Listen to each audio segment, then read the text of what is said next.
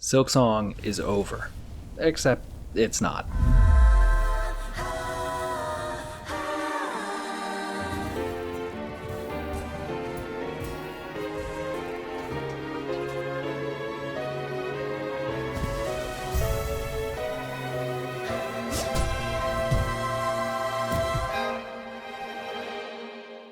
When Act 3 of Silksong begins, you still have so much to do. New areas to explore, new quests to complete, which means more abilities, crests, tools, you name it. And with the increased difficulty in Act 3, it can be daunting to try and find them all. In this video, I'll be showing you where to find the best Act 3 exclusive items and upgrades that you do not want to miss. As always, there will be no major spoilers for Act 3 itself, though we will be seeing new areas and NPCs along the way. And for like 1 or 2 items, there will be vague spoilers for events that happened in Act 2. Drop a like or a comment to help support the video, and let's get started. So after finishing Act 2, you need to do a few things to start Act 3. Otherwise, your game will just load to the save before you defeated the Act 2 boss. First, make sure you finish your Wish Wall quests in Bone Bottom, Bellheart, and Songclave. Next, you need the Flea Caravan to move to its final location in the Putrefied Ducks. You do this by finding enough fleas and then talking to the Flea Master about Pale Lake. Once you find all of the missing fleas, you'll get a new tool from the Flea Master called the Egg of Flea Leah, a charm that reduces the cost of silk to perform silk skills when you're at full health. Anyway, you should now have access to the Silk and Soul quest in Bellheart. Complete this quest and then defeat the boss to begin Act 3. Once Act 3 is started, you'll get a few new upgrades just by progressing the story, including a new fast travel upgrade and a new song to play on your Needlein that interacts with certain things in Act 3's story. Both of these are great, but the main ability that you need to get familiar with is called Silksoar. This is your new best friend, and to find the new Act 3 secrets across Farloom, you will need to use it a lot. Now that we have Silksoar, let's take a look at the new tools you can get in Act 3.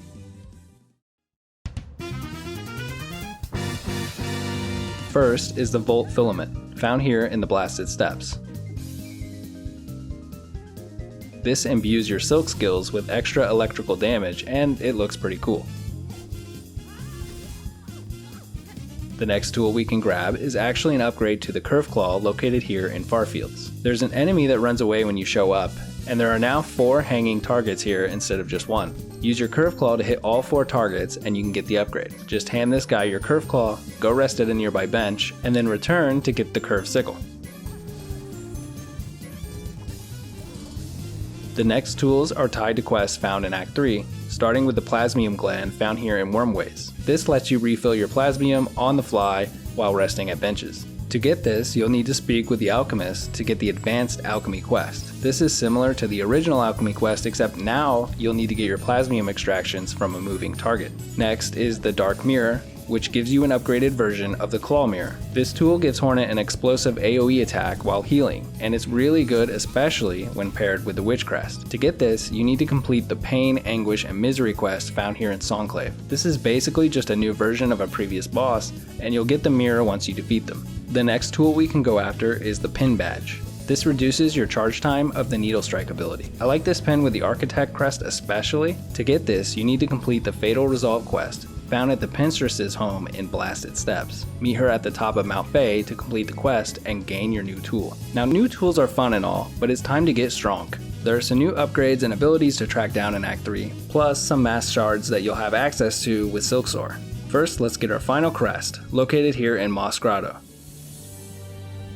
The Shaman crest doesn't have any tool slots, but you can equip multiple silk skills instead.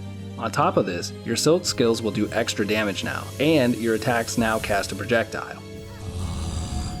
You were at my side all along, my guiding moonlight. This crest is fun, but pretty meteor hungry overall. It's cool, but let me know what you think of it in the comments because I'm not so sure yet. Now that we have all the crests though, it's a good time to visit Eva. I won't spoil what happens, but assuming you've done the previous upgrades by finding enough memory lockets, Eva will give you one final upgrade that lets you refill your silk meter when sitting at a bench, which is a really nice buff that you should get as early as possible to help you in Act 3. Next, let's get our final upgrade for the needle. This one takes a bit of work, but if you've been having fun with the new enemies of Act 3, the damage upgrade is definitely worth it. First, we need to complete the Festival of Ecstasy quest. To get this quest to appear, you'll need to find all of the missing fleas and then speak with the Flea Master to get that flea egg that I mentioned earlier. At this point, you should have the quest appear in Belheart. Travel back to the Flea Caravan at the lake and complete the 3 minigame challenges. You'll need to reach the high score for each game to secure the Pale Oil prize. These are kinda difficult, but with a little practice you'll be able to win. The most difficult for me was the Flea Juggle. For this one, I switched to the Reaper Crest because the attack appears larger, which helped me see when to hit the fleas. It's also important to remember the order that the fleas appeared, because that is always the order that they will fall. I'd also recommend the Wanderer Crest for the Flea Bounce game, since its pogo attack hits directly below you and it's easier to manage overall.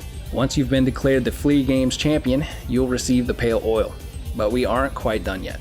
If you go to the Pin Master in Belheart, you'll notice that he's missing. To find him, make your way to this spot in Shellwood. Defeat the enemies there, and he'll return to Belheart and finally give you your needle upgrade. Now that all of that is done, we can go back to some simple collecting for a bit. Here are the locations of the Mask Shards you can find in Act 3 via the Sylphsong.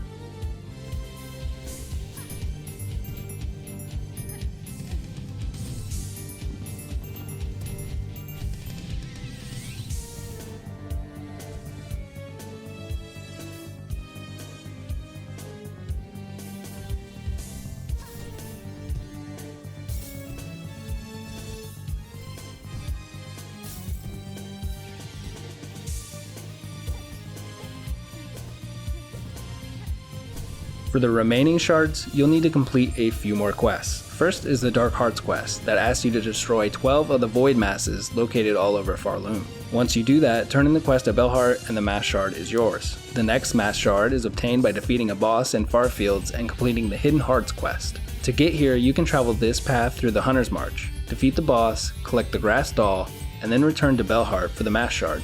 Or, while you're still in Farfields, you can grab the next Mask Shard by completing the 3 races against Sprint Master Swift here. Our final upgrade that we can collect is going to be the final Silk skill called Pale Nails. If you're feeling motivated, where's your motivation? This skill can be found while completing an optional secret quest that will give you an extra ending cutscene after you finish the game. To do this, you need to solve this riddle and find these glowing mushroom spots all around Farloom. One of the final locations will lead you to get the Pale Nails skill, and it's kind of out of the way to get, so you might as well tackle this quest along the way.